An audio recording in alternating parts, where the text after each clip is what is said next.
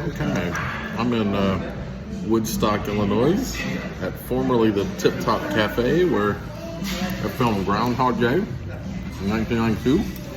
Sitting at the actual table in the area where Bill Murray sat. And the restaurant celebrates it with that sign. And then on this wall,